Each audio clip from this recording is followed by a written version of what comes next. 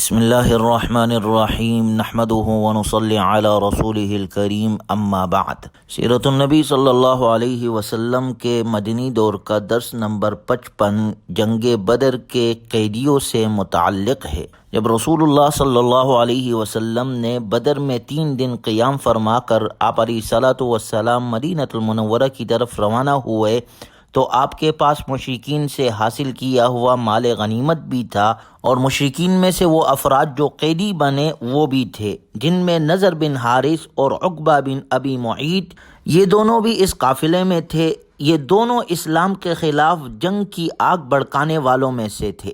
مسلمانوں پر مصائب اور آلام کے پہاڑ توڑنے والوں میں یہ دونوں سر فہرست تھے۔ جب آپ علیہ الصلاۃ والسلام وادی صفرا میں پہنچے تو آپ نے حکم دیا نضر بن حارث کو قتل کر دیا جائے۔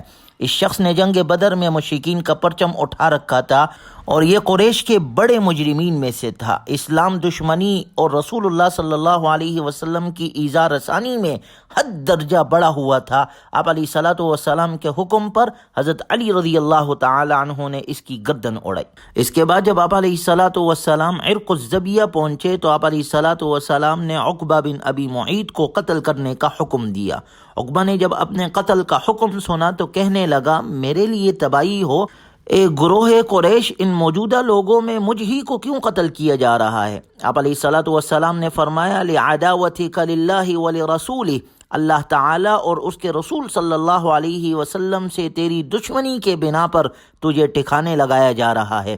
اس نے کہا، مجھ پر آپ کا احسان بہتر ہوگا، مجھے بھی میری قوم ہی کا ایک فرد باور کیجئے، اگر ان کو قتل کریں گے تو مجھے بھی قتل کر دیجئے، اگر ان پر احسان کریں گے تو مجھ پر بھی احسان فرما دیجئے، اگر ان سے فدیہ قبول کریں گے تو مجھے بھی ان میں شمار کیجئے۔ اے محمد، میرے بچوں کے لیے کون والی وارث ہے؟ آپ علیہ الصلاۃ والسلام نے فرمایا، النار، آگ۔ پھر آپ علیہ الصلاۃ والسلام نے عاصم بن ثابت انصاری رضی اللہ تعالیٰ عنہ کو حکم دیا، قدمہ فاضرب عنقہ، اسے آگے کرو اور اس کی گردن مارو۔ رسول اللہ صلی اللہ علیہ وسلم نے ان دونوں کے قتل کا حکم صادر فرمایا جو اسلام اور مسلمانوں کے بدترین دشمن تھے، یعنی انہیں جنگی مجرم قرار دیا گیا، نہ کہ جنگی قیدی۔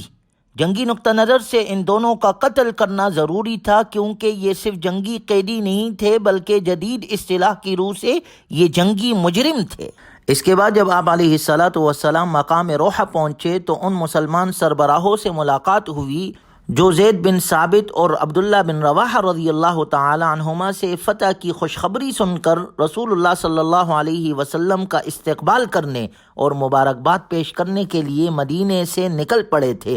جب انہوں نے رسول اللہ صلی اللہ علیہ وسلم کو مبارکباد پیش کی تو اس موقع پر حضرت سلمہ بن سلامہ رضی اللہ عنہ نے کہا، آپ لوگ ہمیں کاہے کی مبارکباد دے رہے ہیں؟ اللہ کی قسم، ہمارا ٹکراؤ تو گنجے سر کے بوڑھوں سے ہوا تھا جو بندھے ہوئے اونٹوں جیسے تھے، ہم نے انہیں ذبح کر دیا۔ یہ سن کر رسول اللہ صلی اللہ علیہ وسلم مسکرائے اور فرمایا، بتیجے یہی سرداران قوم تھے۔ آپ علیہ الصلاۃ والسلام کے قاصدوں کے ذریعے سے جو خبر مدینہ المنورہ فتح کی پہنچی تھی تو بچے کو معلوم ہو گیا تھا کہ مسلمان فتح یاب ہو گئے ہیں، مگر پھر بھی یہود اور منافقین خبر پر یقین کرنے کو تیار نہیں تھے۔ جب انہوں نے رسول اللہ صلی اللہ علیہ وسلم اور صحابہ کرام رضی اللہ عنہم اجمعین کے اس لشکر کو اس حال میں فاتحانہ شان سے آتے دیکھا کہ ان کے آگے آگے ظالم اور سرکش قیدی بنے ہوئے چلے آ رہے ہیں اور ان کے چہروں پر شکست کی ذلت چھائی ہوئی تھی تو وہ بہت شرمندہ ہوئے۔ یہودیوں اور منافقوں نے سہیل بن عمر بن ابی سفیان، عباس بن عبد المطلب، نوفل بن حارث اور ولید بن حارث کو جب زنجیروں میں دیکھا تو انہیں اپنی آنکھوں پر یقین نہیں آیا۔ حق بات یہ ہے کہ معرکہ بدر کا اختتام جزیرہ نما عرب کا عجیب اور عظیم واقعہ تھا، جس سے پورا عرب ہل گیا اور سارے عرب پر مسلمانوں کی دھاک بیٹھ گئی۔ اس کے بعد وہ تمام قیدی جو لائے گئے تھے، آپ علیہ الصلاۃ والسلام نے صحابہ کرام رضی اللہ عنہم اجمعین کے درمیان ان کو تقسیم فرما دیا اور نصیحت فرمائی، استوصوا بہم خیرا، ان لوگوں کے ساتھ بلائی کی وصیت قبول کرو۔ آپ علیہ الصلاۃ والسلام نے قیدیوں کے ساتھ حسن سلوک کی وصیت فرمائی۔ آپ کی یہ نصیحت قرآن کریم کے ان الفاظ کی عکاسی کرتی ہے، وَيُطْعِمُونَ الطَّعَامَ عَلَى حُبِّهِ مِسْكِينًا وَيَتِيمًا وَأَسِيرًا، اور وہ کھانا اس کی محبت کے باوجود مسکینوں اور یتیموں اور قیدیوں کو کھلاتے ہیں۔ چنانچہ آپ علیہ الصلوۃ والسلام کی نصیحت کا یہ نتیجہ نکلا کہ صحابہ اکرام رضی اللہ عنہم اجمعین خود تو کھجور کھاتے تھے لیکن قیدیوں کو روٹی کھلاتے تھے، کیونکہ یہ تو سب جانتے ہیں کہ مدینہ المنورہ میں کھجوریں عام تھی اور وہ بے حیثیت چیز تھی، لیکن روٹی تو ایک بہت ہی کم لوگوں کے پاس پائی جاتی تھی، تو صحابہ اکرام رضی اللہ عنہم اجمعین اپنے قیدیوں کو اپنے سے عمدہ چیز کھلاتے تھے۔ آج دنیا عالم کے اندر انسانی حقوق کی بات کرنے والے کیا وہ قیدیوں کے ساتھ ایسا سلوک کرتے ہیں جو اسلام نے قیدیوں کو حقوق عطا کیے، جو جناب رسول اللہ صلی اللہ علیہ وسلم کی تعلیمات سے ہمیں قیدیوں کے ساتھ حسن سلوک کا حکم ملتا ہے؟ کیا یہ اس کی مثال پیش کر سکتے ہیں؟ قیدیوں کے ساتھ یہ مشفقانہ سلوک اسلام کی اخلاقی برتری کا منہ بولتا ثبوت ہے۔ اسلام کے دشمن بھی صحابہ اکرام رضی اللہ عنہم اجمعین کے عمدہ سلوک سے کیسے متاثر ہوئے؟ یہ سلوک پیار و محبت کا بہترین عکس تھا۔ قیدیوں کے ساتھ رسول اللہ صلی اللہ علیہ وسلم کا سلوک رحمت، عدل اور دعوتی مقاصد کا آئینہ دار تھا۔ اسی بنا پر آپ علیہ الصلوۃ والسلام نے اس سلسلے میں مختلف طریقے اختیار فرمائے۔ کچھ مشرکوں کو قتل کیا، کچھ سے فدیہ قبول کیا، کسی کو احسان کا مستحق سمجھا، اور بعض قیدیوں پر احسان کرتے ہوئے مسلمانوں کے 10 بچوں کو تعلیم دینے کی شرط عائد فرمائی۔ حضرت عبداللہ ابن عباس رضی اللہ تعالیٰ عنہما فرماتے ہیں کہ جب قیدی قید کر لیے گئے تو آپ علیہ الصلوۃ والسلام نے حضرت ابوبکر اور عمر رضی اللہ تعالیٰ عنہما سے دریافت فرمایا، ما ترون هؤلاء الاسارى، ان قیدیوں کے متعلق تمہاری کیا رائے ہے؟ حضرت ابوبکر رضی اللہ تعالیٰ عنہ نے عرض کیا، اللہ کے نبی، یہ اپنے ہی برادری کے لوگ ہیں اور اپنے ہی خاندان والے ہیں، میرا خیال ہے کہ ان سے فدیہ لے کر انہیں رہا کر دیا جائے، اس طرح ہمیں کافروں پر قوت حاصل ہوگی اور شاید انہیں اللہ تعالیٰ اسلام کی ہدایت بھی دے دیں۔ اس کے بعد آپ علیہ الصلوۃ والسلام نے حضرت عمر رضی اللہ تعالیٰ عنہ سے پوچھا، ما تری یا ابن الخطاب، ابن خطاب تمہاری کیا رائے ہے؟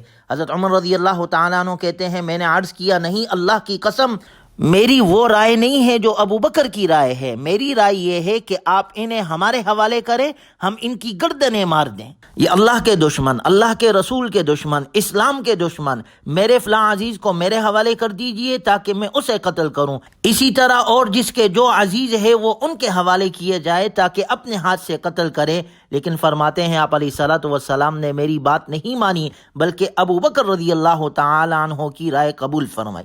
حضرت عمر رضی اللہ تعالیٰ عنہ فرماتے ہیں، دوسرے دن میں رسول اللہ صلی اللہ علیہ وسلم کے خدمت میں حاضر ہوا، آپ علیہ الصلوۃ والسلام اور حضرت ابوبکر رضی اللہ تعالیٰ عنہ دونوں بیٹے رو رہے ہیں۔ میں نے پوچھا، اللہ کے رسول، آپ اور آپ کے ساتھی ابوبکر کس لیے رو رہے ہیں؟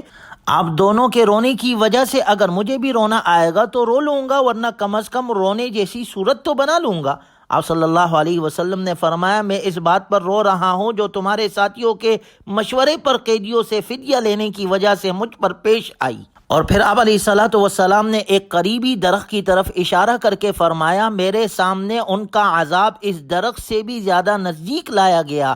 پھر اللہ تبارک و تعالی نے یہ آیت مبارکہ نازل فرمائی، ما کان لنبی ان یکون لہ اسری حتی یثخن فی الارض، یہ بات کسی نبی کے شایان شان نہیں کہ اس کے پاس قیدی رہے جب تک کہ وہ زمین میں دشمنوں کا خون اچھی طرح نہ بہا چکا ہو، جس سے ان کا رعب پوری طرح ٹوٹ جائے۔ تريدون عرض الدنيا واللہ يريد الآخرہ، مسلمانوں تم دنیا کا ساز و سامان چاہتے ہو اور اللہ تمہارے لیے آخرت کی بلائی چاہتا ہے۔ واللہ عزیز حکیم، اور اللہ صاحب اقتدار بھی ہے، صاحب حکمت بھی۔ لولا کتاب من اللہ سبق لمسکم فیما اخذتم عذاب عظیم، اگر اللہ کی طرف سے ایک لکھا ہوا حکم پہلے نہ آ چکا ہوتا تو جو راستہ تم نے اختیار کیا اس کی وجہ سے تم پر کوئی بڑی سزا آ جاتی۔ مطلب یہ ہے کہ اس وجہ سے اللہ تعالیٰ نے اس فیصلے پر مسلمانوں کو کوئی سزا نہیں دی کہ ان قیدیوں میں سے کچھ لوگ مسلمان ہونے والے تھے، ورنہ فیصلہ اصولی طور پر ناپسندیدہ تھا۔ اور عذاب نہ آنے کی ایک وجہ یہ بھی تھی کہ نبی صلی اللہ علیہ وسلم کے ہوتے ہوئے عذاب نہیں آتا۔ فَكُلُوا مِمَّا غَنِمْتُمْ حَلَالًا طَيِّبًا، لہٰذا اب تم نے جو مال غنیمت حاصل کیا ہے اسے پاکیزہ حلال مال کے طور پر کھاؤ۔ اللہ تعالیٰ نے ان کے لیے غنیمت حلال کر دی۔ چونکہ جنگی قیدیوں کے بارے میں یہ فیصلہ کثرت رائے اور آپ صلی اللہ علیہ وسلم کی تصدیق سے ہو چکا تھا، اس لیے ناپسندیدگی کے اظہار کے باوجود اللہ تعالیٰ نے ان آیات مبارکہ میں مسلمانوں کی معافی کا بھی اعلان فرمایا اور یہ بھی اجازت دی کہ جو مال فدیے میں حاصل ہوا غنیمت کے طور پر وہ حلال ہے، پاک ہے اور مسلمان اسے اپنے استعمال میں لا سکتے ہیں۔ چنانچہ قریش نے اپنے قیدیوں کا فدیہ رسول اللہ صلی اللہ علیہ وسلم کے خدمت میں روانہ کیا۔ ہر کسی کا فدیہ اس کی قوم کی رضامندی کے مطابق تھا۔ فدیے کی مقدار 1000 سے 4000 درہم تک تھی۔ قیدیوں میں سے کچھ لوگ لکھنا پڑھنا بھی جانتے تھے، ان کے لیے یہ طے کیا گیا کہ جس کے پاس فدیہ نہ ہو وہ مدینے کے 10 بچوں کو لکھنا پڑھنا سکھائے۔ جب یہ بچے اچھی طرح لکھنا پڑھنا سیکھ جائے تو یہی ان کا فدیہ ہوگا۔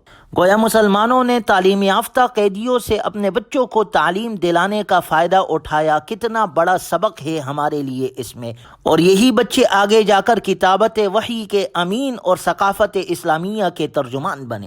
اسیران جنگ میں ایک قیدی ابو وداع بھی تھا۔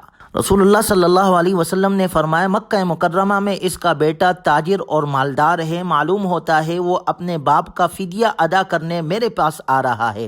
جب قریش نے یہ فیصلہ کیا تھا کہ وہ اپنے عزیزوں کا فدیہ ادا کرنے اور انہیں چھوڑانے کے لیے جلد بازی سے کام نہیں لیں گے تو اس کے بیٹے جس کا نام مطلب تھا ان کی تائید کی اور کہا تم فدیہ ادا کرنے میں جلدی نہ کرنا۔ لیکن رات کو یہ جوان وہاں سے کسک آیا اور بھاگم بھاگ مدینہ آ پہنچا۔ اس نے 4000 درہم فدیہ دے کر اپنے باپ کو آزاد کرا لیا اور اپنے ساتھ لے آیا۔ یہ پہلا قیدی تھا جسے مسلمانوں نے فدیہ لے کر رہا کیا۔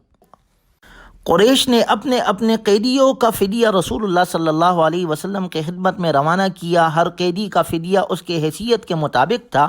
جب حضرت عباس رضی اللہ تعالیٰ عنہ کی باری آئی تو انصار نے رسول اللہ صلی اللہ علیہ وسلم سے گزارش کی، اے اللہ کے رسول، اگر آپ کی اجازت ہو تو ہم اپنے بانجے عباس، کیونکہ ان کی دادی بنو نجار سے تھی جو قبیلہ خزرج کی شاخ ہے، تو کہنے لگے ہم اپنے بانجے عباس کا فدیہ معاف کر دیں۔ آپ صلی اللہ علیہ وسلم نے فرمایا اللہ کی قسم ان پر 1 درہم بھی نہیں چھوڑنا۔ حضرت عباس رضی اللہ تعالیٰ عنہ نے اس موقع پر عرض کیا، اللہ کے رسول میں تو پہلے ہی مسلمان تھا۔ آپ صلی اللہ علیہ وسلم نے فرمایا اللہ اعلم باسلامک، اللہ تعالیٰ آپ کے اسلام کو خوب جانتا ہے۔ اگر بات اسی طرح ہے جیسے آپ کہہ رہے ہیں فَإِنَّ اللَّهَ يُجْزِيكَ بِذَلِكَ، تو اللہ تعالیٰ آپ کو اس کا بدلہ عطا فرمائیں گے۔ رہا آپ کا ظاہر تو وہ ہمارے خلاف تھا، لہٰذا آپ اپنے دونوں بھتیجوں عقیل بن ابو طالب، نوفل بن حارث اور اپنے حلیف عتبہ بن عمر کا فدیہ ادا کریں گے کیونکہ آپ مالدار آدمی ہیں۔ حضرت عباس رضی اللہ تعالیٰ عنہ نے عرض کیا اللہ کے رسول میرے پاس تو مال نہیں۔ آپ صلی اللہ علیہ وسلم نے فرمایا فَأَيْنَ الْمَالُ الَّذِي وَضَعْتُهُ بِمَكَّةَ، آپ کا وہ مال کہاں ہے جو آپ آتے آ کے مکہ مکرمہ میں ام فضل کے پاس رکھ کر آئے تھے؟ وَلَيْسَ مَعَكُمَا أَحَدٌ غَيْرُكُمَا، اس وقت صرف آپ دونوں افراد تھے، آپ کے پاس اور کوئی شخص موجود نہیں تھا۔